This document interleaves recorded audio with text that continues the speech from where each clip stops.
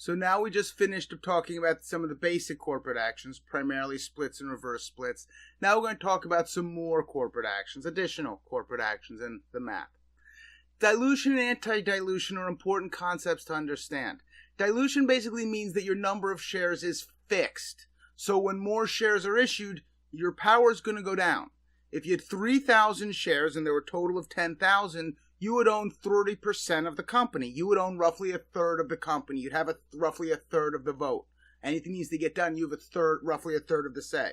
But if the company suddenly issues now 10 million more shares, and you still only have 3,000 shares, well, you just got diluted to almost no control. You still have 3,000 votes, but there's 10 million votes total, so your votes don't matter quite as much. If you've ever watched The Social Network, or if you learned about how Facebook was sort of founded and what Mark Zuckerberg did to his financial advisor, the now co-founder, was relisted. If you watch the movie, he even talks about how he understood he was getting non-dilution proof shares. The shares we deal with are all going to have anti-dilution clauses. They're going to have that with the idea of rights, the rights to maintain proportional ownership, and we're going to get into some of the math on how that works. None of the stuff we deal with are able to be diluted. Those are like investor-specific and investment grade, like high net worth, scary rich people are the ones that basically can get shares that might be able to be diluted and things like that. We don't have to worry about that. Anti-dilution is a property, as I've said, about certain investments to make sure that the ownership control percentage, the percentage won't decrease when additional shares are issued. Now, in many cases, when we're talking about clients' ownership percentage, we're talking about so many zeros before a number when we're talking percentages, basically meaningless. I mean, when you're talking about someone who's got 0.000000004% of the shares, because they've got 400 shares and there's 30 billion shares that are out there, well, their ownership percentage is still going to be protected, even if it's barely measurable. Common stock has rights offerings designed to allow current shareholders to maintain their proportional ownership, as we have discussed. Convertible securities will convert to more shares. So at the fixed number of shares it converts to at issue, that percentage, all shares will be the same percentage the bond converts to after issue. It decreases the conversion price. Convertible securities will also be affected by splits and reverse splits. The number of shares you get after is going to be split or reverse split by the same math that if you own shares. If you have a convertible that's going to give you 20 shares and the stock splits 2 for 1, or reverse splits 4 for 1, whatever, that's going to affect how many shares that convertible would convert into, just as if you held a fixed number of the shares to begin with. With stock splits, the number of shares the convertible converts to is affected the same way as a split and reverse split.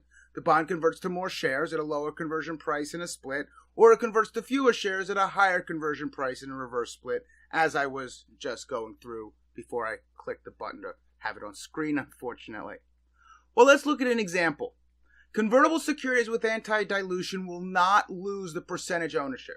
If it's a split, the stock you'd get splits. If it's a dividend, the stock you'd get increases too. By a dividend, I mean stock dividend, not cash dividend. Bond convertible at $50, and it gets a 10% dividend, a 10% stock dividend. Well, convertible at $50, we've got to remember what that equation is. Whenever you see the bond convertible price, start thinking how many shares that's going to convert to. Same thing with preferred stock.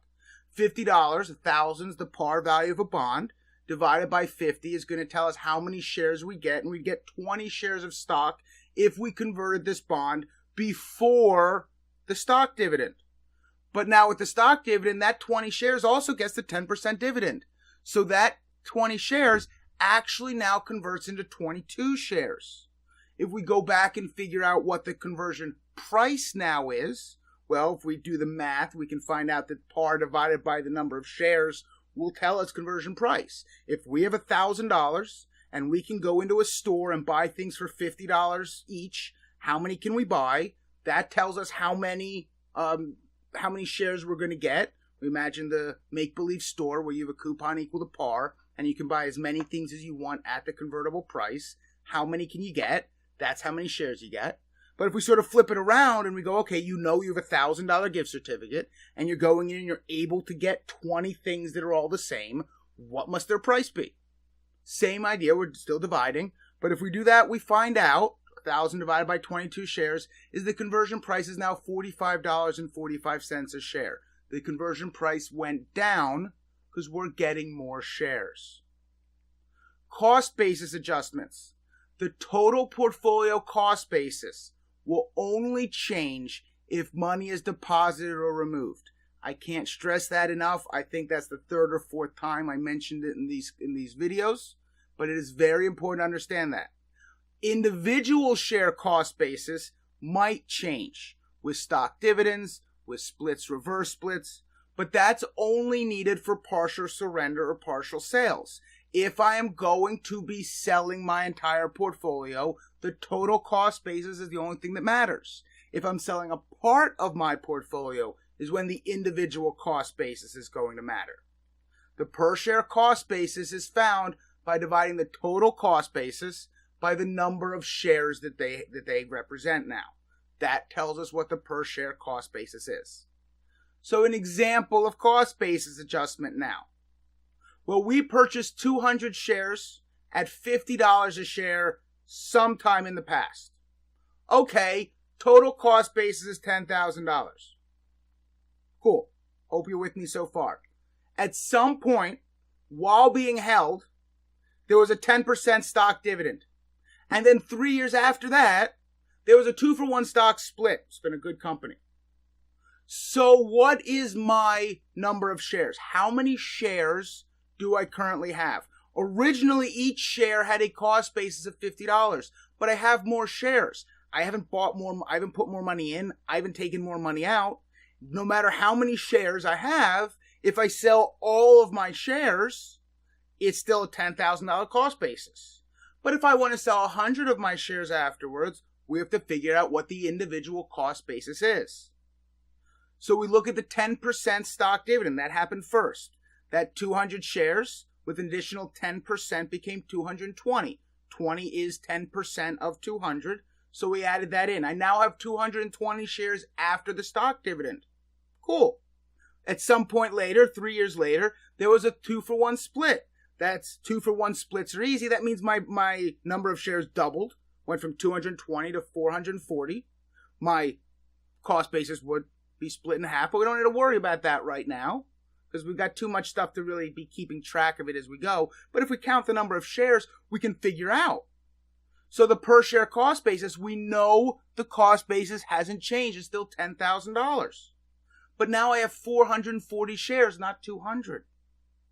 So each share's cost basis is now $22.73.